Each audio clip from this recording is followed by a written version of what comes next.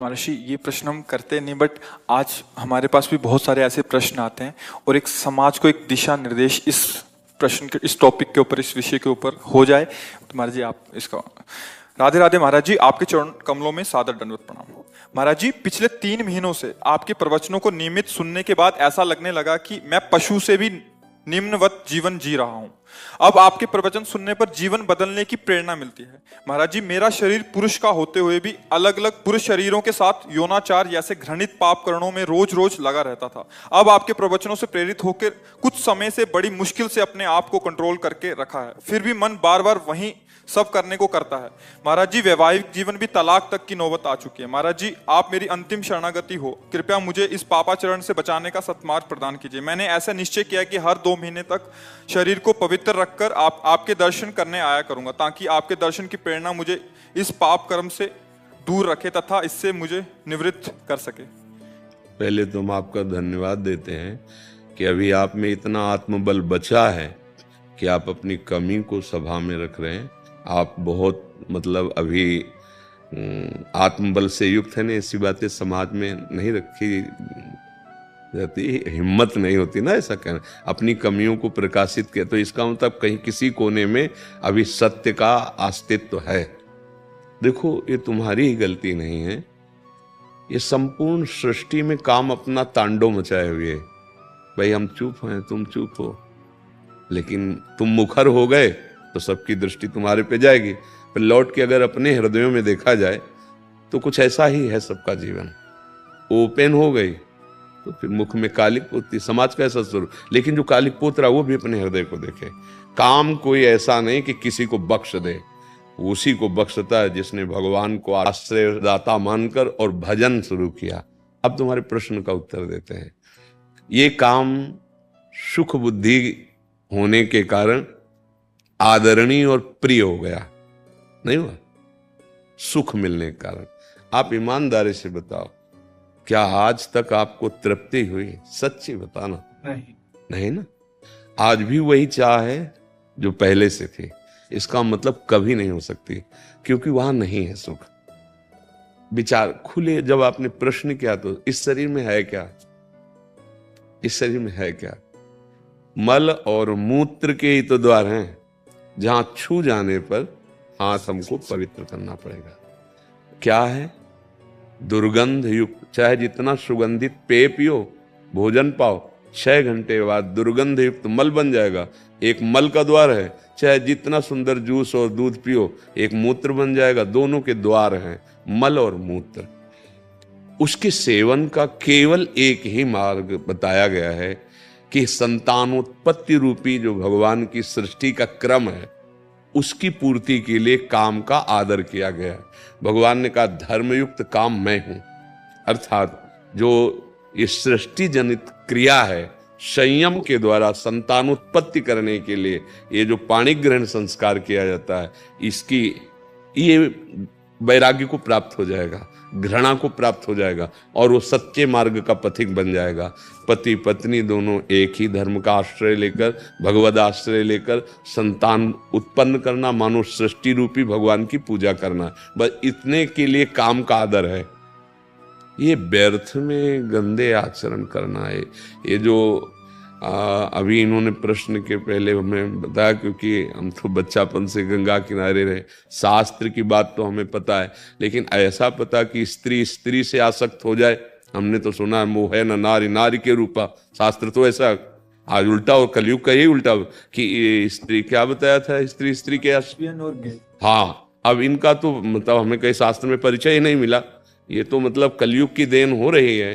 देखो, यदि तुम्हें भगवान ने मानव दे दी है और सुख और शांति की इच्छा है, तो वो केवल भगवान की शरण में, भगवान के नाम में। नहीं तो जैसे मन समझाता है कि एक बार भोग लूं तो शांति मिल जाएगी, ऐसा मन कहता है कि जो इच्छा होती है एक बार तो यार देख लेते हैं। आपने अनेकों बार देखा है, अनेकों शरीरों को देखा, ईमानदारी से आप कह रहे हो, फिर भी आपकी वृत्ति वही है। आज से अपने इस दगाबाज मन की सलाह को मारना सीखो, महात्मा बन जाओगे, कुछ नहीं बिगड़ा है। हमारे भगवान की ऐसी ही कृपा है, नहीं तो किसी का उद्धार ना हो। कितना भी बड़ा अपिचेत सुदुराचारो भजते माम अनन्य भाग साधुरेव समंतव्या। भगवान कह रहे मैं उसे साधु मानता हूं, सम्यक व्यवसिता ऐसा। बस ये ध्यान रखना, इसका अर्थ समझ लेना। उसने बुद्धि से निश्चय कर लिया कि यार अब इसमें किसी में सुख नहीं है, हम जो सुख शांति पाना चाहते हैं वो इनमें नहीं है, वो भगवान में है। अगर ये जो आजकल चला है जीवन नाश की लीला, ये बहुत खतरनाक है। जैसे बच्चे गंदे आदतों में फंसते चले जा रहे हैं। अब नए नए लड़के 30 के हो गए, मुझे ब्याह नहीं करना, माता पिता कहते नहीं, क्यों? क्योंकि उनकी रुचि स्त्री शरीर में नहीं, पुरुष शरीर में है। तो एक काम का आदेश केवल संतान उत्पत्ति के लिए, क्या आप संतान उत्पन्न कर लेंगे? नहीं। तो ये जो शक्ति का नाश कर रहे हैं, ये जो अपराध कर रहे हैं, ये तुम्हारी दुर्गति कर देगा। तुम्हारे मनोरंजन के लिए थोड़ी तुम्हारा शरीर मिला है। तुम्हारे शरीर पर तुम्हारा अधिकार केवल सत्कर्म करने के लिए है। अच्छा, तुम अपने शरीर को नष्ट करो, हमारी सरकार को पता चल जाए तो आपको सजा मिलेगी? नहीं मिलेगी। आपके तो हमारा शरीर हम रखें या नष्ट कर दे तो देखो तुम्हारे शरीर पर भी तुम्हारा अधिकार यहां नहीं, यहीं की सरकार आपको अभी हथकड़ी डाल देगी।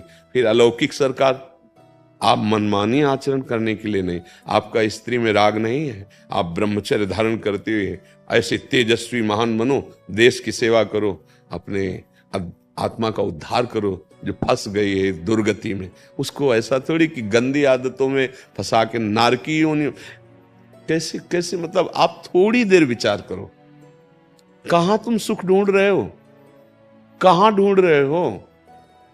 अरे पागल उसमें सुख है। अच्छा, तुम यहां हमारे पास क्यों आए हो? कोई भी, हम क्या लगते हैं तुम्हारे? किस लिए आप यहां आए हो? हम आपसे अगर प्रश्न करें, भले आप उत्तर न दे पाए लेकिन उसका उत्तर हम देते हैं।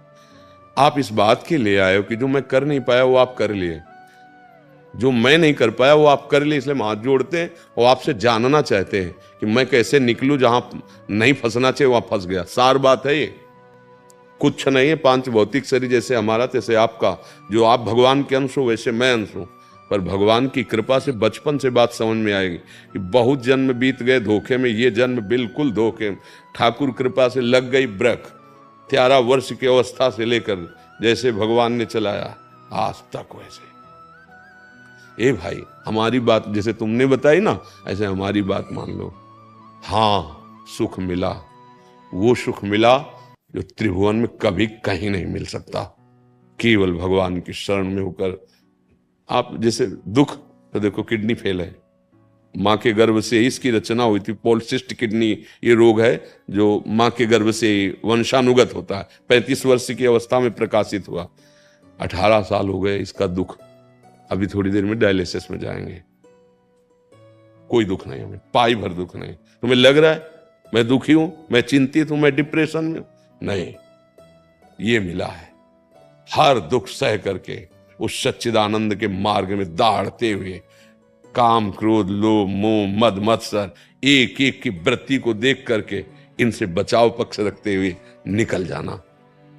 हमें तो लगता है कि इनको स्त्री शरीर से प्यार नहीं, वो काहे को धोखे में किसी को डालते हैं। अरे उसके लिए तो दूसरा वर मिल जाता, आपने उसको स्वीकार किया, और उसके प्यार का विभाजन उसको बर्दाश्त नहीं होगा। आप समझो उसके हृदय को कितना दुख हो रहा है कि वो जब जान रही मेरा पति ऐसे आचरणों से उसके, अब आपको क्या अपराध नहीं लग रहा? आप सोचो कैसे पापाचरण में उतरे हो, कहां उतरे हो। अभी चांद से निकलो,